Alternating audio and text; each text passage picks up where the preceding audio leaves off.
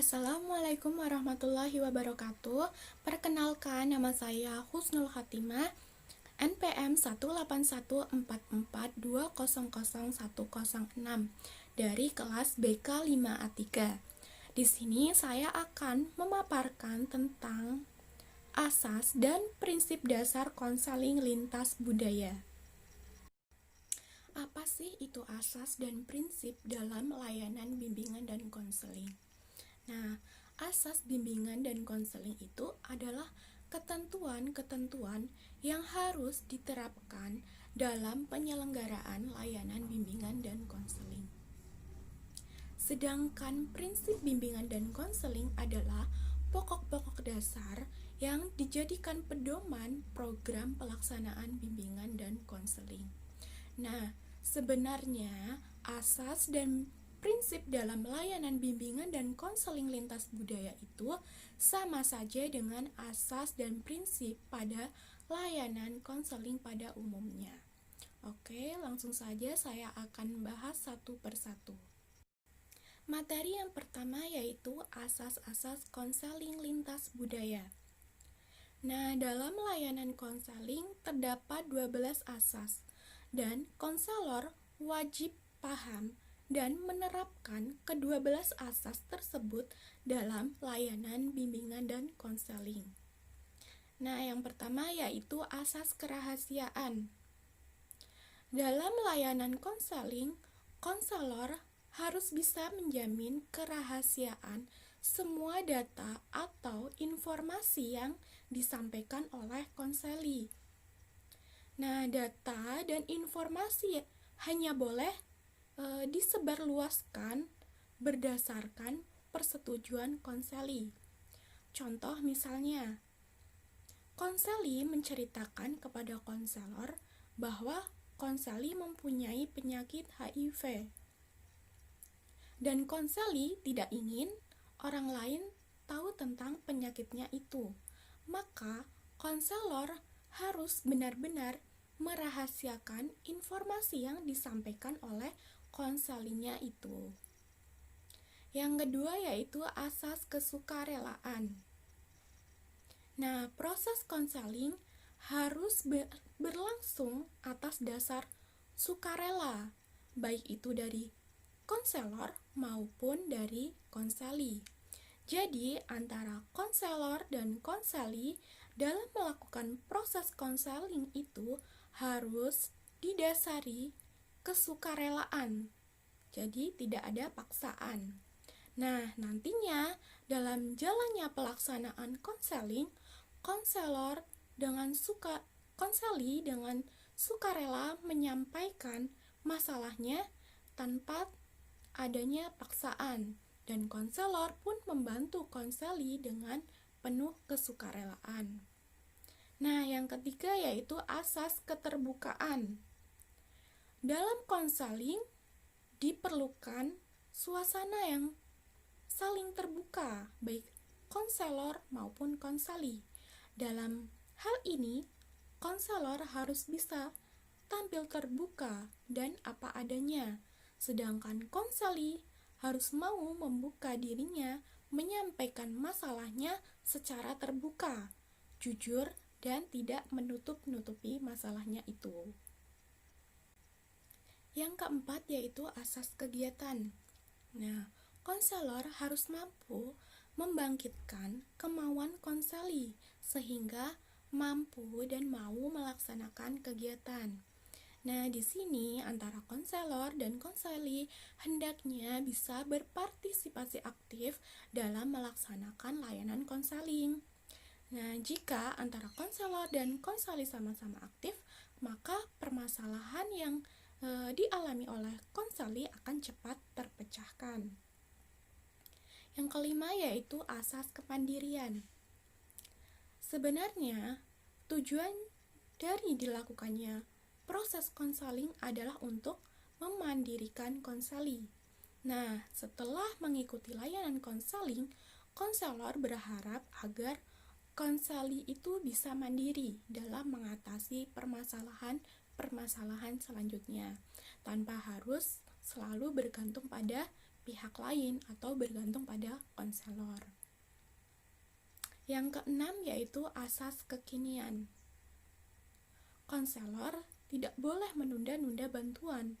Bantuan yang diberikan hendaknya sesuai dengan perkembangan zaman, bukan kecenderungan lama atau impian masa depan.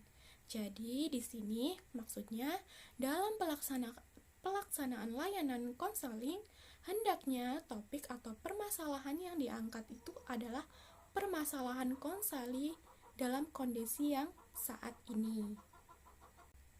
Selanjutnya yang ketujuh yaitu asas keterpaduan. Nah, dalam layanan konseling hendaknya menjunjung tinggi harmonis dan terpadu. Nah, dalam hal ini kerjasama atau kolaborasi dengan berbagai pihak yang terkait menjadi perlu dilaksanakan. Misalnya, dalam pelaksanaan konseling klasikal, seorang konselor bekerja sama dengan psikologi seks untuk memberikan pemahaman atau edukasi kepada konseli agar nantinya konseli itu tidak terjerat dalam pergaulan bebas. Nah, yang kedelapan yaitu asas kedinamisan. Layanan konseling menghendaki terjadinya perubahan pada konseli, yaitu perubahan tingkah laku ke arah yang lebih baik, maju dan terus berkembang.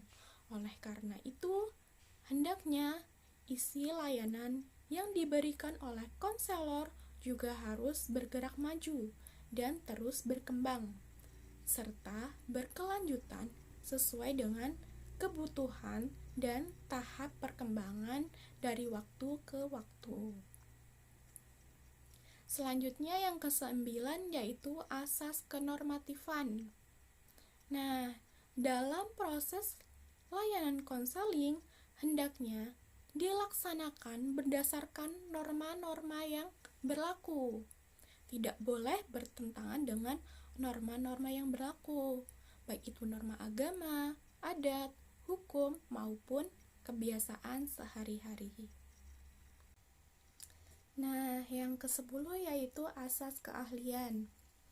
Layanan konseling lintas budaya harus dilakukan dengan asas keahlian, sehingga layanan dilakukan secara teratur, sistematik, prosedur, dan teknik yang memadai. Jadi, hendaknya layanan konseling ini diselenggarakan atas dasar kaidah-kaidah profesional, dalam arti dilaksanakan oleh tenaga-tenaga ahli yang dikhususkan untuk pekerjaan ini. Jadi, layanan konseling itu harus dilaksanakan oleh orang lulusan guru BK atau konselor, tidak boleh oleh orang lulusan dari jurusan lain. Yang ke-11 yaitu asas alih tangan. Dalam layanan konseling lintas budaya, konselor yang tidak mampu menyelenggarakan layanan bimbingan dan konseling secara tepat dan tuntas atas suatu permasalahan konseli yang kiranya dapat mengalih tangankan kepada pihak yang lebih ahli. Konselor dapat menerima alih tangan kasus dari orang tua, guru-guru lain, atau ahli lain. Demikian pula sebaliknya, konselor dapat mengalih tangankan kasus kepada pihak yang lebih kompeten, baik yang berada di dalam lembaga sekolah maupun di luar sekolah. Yang ke-12 yaitu asas Tutwuri Handayani. Ini merupakan asas yang diadopsi dari nilai-nilai pendidikan Ki Hajar Dewantara. Asas Tutwuri Handayani adalah asas yang menghendaki agar pelayanan bimbingan dan konseling secara keseluruhan dapat menciptakan suasana mengayomi, dalam arti memberi rasa aman, mengembangkan keteladanan, dan memberikan rangsangan dan dorongan, serta kesempatan yang seluas-luasnya kepada konseli untuk berkembang maju sesuai dengan potensi yang dimiliki oleh konseli tersebut. Materi yang selanjutnya yaitu tentang prinsip dasar dalam konseling lintas budaya. Yang pertama itu ada prinsip-prinsip dasar konseling lintas budaya untuk konselor. Ini terbagi menjadi 3. Yang pertama yaitu kesadaran diri dan pengertian sejarah kelompok budayanya sendiri. Nah, jadi konselor itu harus paham mengenai budayanya sendiri, tahu tentang sejarah budayanya sendiri. Yang kedua yaitu kesadaran diri dan pengertian tentang pengalaman diri sendiri. Dan yang ketiga yaitu kepekaan persepsi ke arah kepercayaan diri sendiri, pribadi, dan nilai-nilai yang dimilikinya. Yang kedua yaitu prinsip-prinsip dasar konseling lintas budaya untuk konseli. Nah, di sini juga terbagi menjadi 3.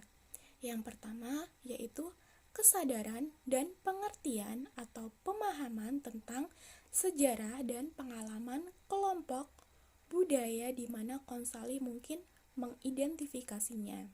Jadi, sebelum melakukan konseling, konselor itu harus tahu tentang si budayanya konseli, baik itu dari sejarahnya maupun dari pengalaman kelompok budaya konseli itu.